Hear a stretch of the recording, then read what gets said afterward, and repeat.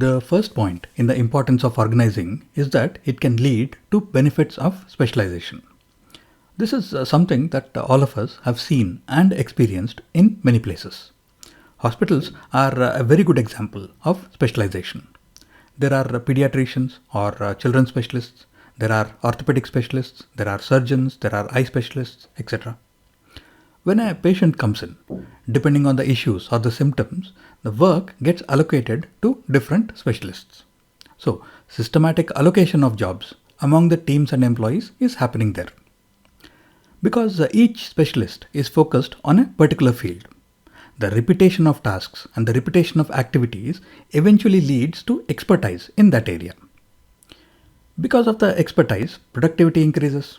For example, a general physician may require a lot of tests to identify the issue, whereas a specialist will be able to identify the symptoms more easily.